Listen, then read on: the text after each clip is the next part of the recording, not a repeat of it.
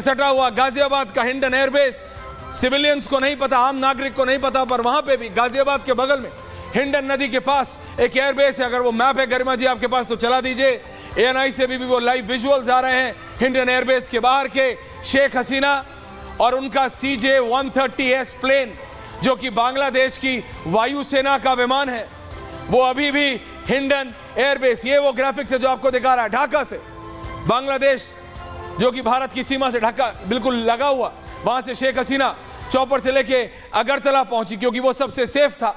भारत ने उनकी मदद की। अगरतला से उन्होंने प्लेन लिया CJ-130S और वहां से वो आई हैं दिल्ली के उससे सटे हुए गाजियाबाद हिंडन एयरबेस। हिंडन में एयरफोर्स ऑफिसर्स ने उनका स्वागत किया, उनको वेलकम किया, और इस समय वो हिंडन एयरबेस में ही हैं। इस समय जो जानकारी पिछले 4 से 5 मिनट पहले मेरे पास थी वो ये है कि हिंडन एयरबेस से वो शेख हसीना उसी बांग्लादेश एयरफोर्स के प्लेन से T3 जाएंगी। एक प्रॉब्लम आ गई है दर्शकों, एक प्रॉब्लम यह है कि भारत ने जब ये रूट उनको दिया, सेफ रूट उनको दिया दिल्ली तक आने का, तब तक बात सिर्फ इतनी थी कि कुछ घंटे या बहुत ज्यादा होगा तो 8-10 घंटे तक वो दिल्ली के T3 पे या फिर बगल में सटे हुए ऐसे कई सेफ हाउसेस होते हैं जिनको डिस्क्लोज नहीं किया जाता, और ना मैं मीडिया पे बता सकता हूं और ना सारी जानकारी हम जैसे मीडिया पर्सनल के पास भी होती है। ये रियलिटी है। सिक्योरिटी एजेंसीज, RNAW, IB के ऐसी कुछ जगहें होती हैं, सेफ हाउस, जो बिल्कुल इसी समय के लिए, ऐसी ही घटनाओं के लिए तैयार की जाती है, उसमें रख दिया जाएगा। लेकिन यहां पे अब ये प्रॉब्लम आ गई, और वो ब्रेकिंग न्यूज इस समय ग्रिड पे होनी चाहिए जिजर, कि यूके ने, ब्रिटेन ने, यूनाइटेड किंगडम ने, जो कि शेख हसीना का फाइनल डेस्टिनेशन है, जहां पे कि शेख हसीना ने जब भारतीय दूतावास और भारत की सरकार से इतनी मदद मांगी कि हमें सेफ ट्रांजिट दे दीजिए, यानी जाने का रास्ता दे दीजिए। भारत के साथ शेख हसीना के कितने घनिष्ठ संबंध है, कितने अच्छे संबंध है, ये मुझे बताने की जरूरत नहीं है, फिर भी समझाऊंगा आपको। सिर्फ शेख हसीना से नहीं, उनके स्वर्गीय पिताजी बंगबंधु मुजीबुर रहमान के साथ स्वर्गीय इंदिरा गांधी ने हिंदुस्तान की सरजमी पे एक नहीं 2 मैसिव रैलीज तक, पॉलिटिकल रैलीज तक संबोधित किए हैं दिल्ली और कलकत्ता में।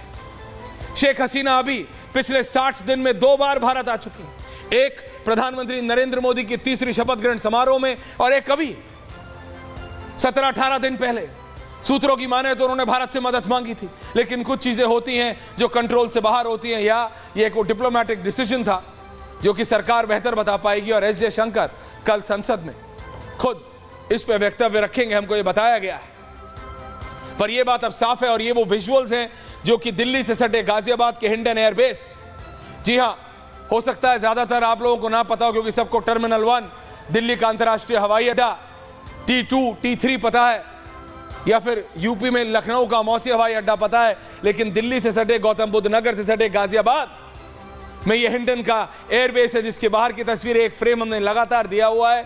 7:05 हो गए हैं, अभी तक शेख हसीना बाहर नहीं आई हैं। शेख हसीना को करीबन 5:35-36 पे उनका वो बांग्लादेश का एयरफोर्स का विमान CJ-130S लैंड किया था हिंदुस्तान की सरजमी पर, और ये वो उस समय के विजुअल्स हैं। उनको इतना भी समय नहीं दिया गया था जब वो वहां से उन्हें चॉपर लेने के लिए बोला गया कि वो एक वीडियो मैसेज रिकॉर्ड कर सके।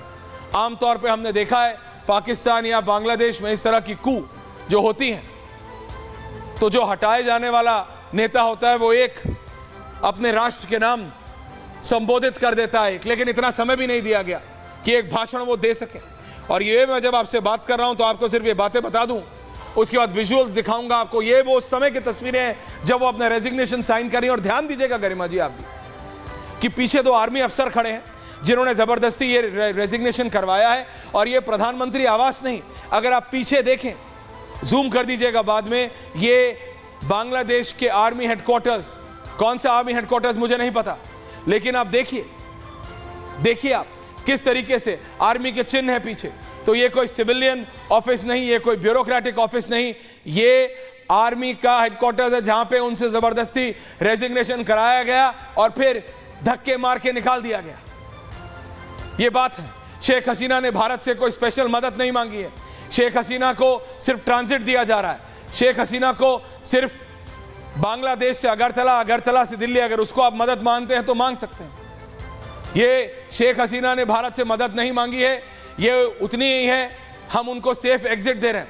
हम उनको अभी कोई नहीं, अब उनको सेफ एग्जिट दे रहे हैं। आप नीचे ब्रेक करते रहे, हम उनको सेफ एग्जिट दे रहे हैं। हाँ, वो इस समय भारत की सरजमी पे हैं। हाँ, हमने उनको अगरतला में लैंड करने दिया। हाँ, हमने उनको अगरतला से दिल्ली आने दिया। हाँ, वो इस समय दिल्ली भारत की राजधानी से बिल्कुल सटे हुए एक भारतीय वायुसेना के एयरबेस में है। हाँ, फिर भी आप कहना चाहते हैं मदद नहीं मांगी, इट्स ओके।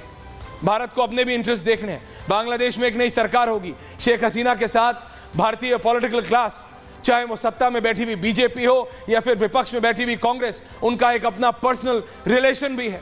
और उन रिलेशन के मद्देनजर उन्होंने शरण नहीं मांगी है, मदद मांगी है, शरण नहीं मांगी है। इन दोनों में फर्क है शिशिर। आप नीचे खबर देख के ब्रेक कीजिए। मदद मांगी है, शरण नहीं मांगी, असाइलम नहीं मांगा है। उन्होंने सिर्फ उस समय तक के लिए मदद मांगी है जब तक उन्हें यूके में शरण नहीं मिल जाती। और जिस तरीके के, मेरे साथ पूरा पैनलिस्ट है, पूरा पैनल है, विनय सिंह लेखक मेरे साथ बैठे हुए हैं, मेरे साथ मैं देख सकता हूं वरिष्ठ पत्रकार ओमकारेश्वर पांडे हैं, मेरे साथ मेजर तूर है, मेरे साथ मैं आपको इस समय बता रहा हूं अमजद आयूब मिर्जा जी हैं, जनरल GD बख्शी साहब हैं, जनरल साहब भी हैं। कैन आई हैव जनरल साहब ऑन एयर ऑल्सो?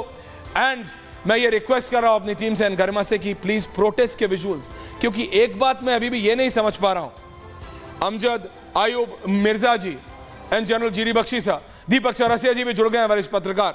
मैं सबसे पहले अमजद आयूब मिर्जा जी के पास जा रहा हूं कि बांग्लादेश में जिसको बंगबंधु कहा जाता था, जिसको visuals, Garima ji visuals, panelist are not important today, हटा दीजिए पैनलिस्ट को, उनका ऑडियो भी बहुत, विजुअल्स रखिए प्लीज, विजुअल्स ऑन है। जिस व्यक्ति को बंगबंधु कहा जाता था, जिस व्यक्ति को ओनली वन, जिस व्यक्ति को यह कहा जाता था कि उसने बांग्लादेश के निर्माण में इतना महत्वपूर्ण रोल अदा किया है, उसके खिलाफ बांग्लादेश की जनता क्यों हो गई? उसके खिलाफ आगजनी उन्हीं की बेटी, किस लिए? मैं सबसे पहले अमजद आयूब मिर्जा जी से पूछ रहा हूं, मिर्जा जी जरा बताएंगे व्हाई?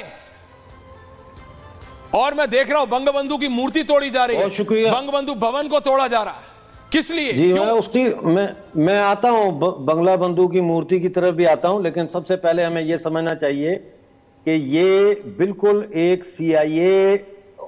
CIA का किया हुआ टेक्स्ट बुक कू है।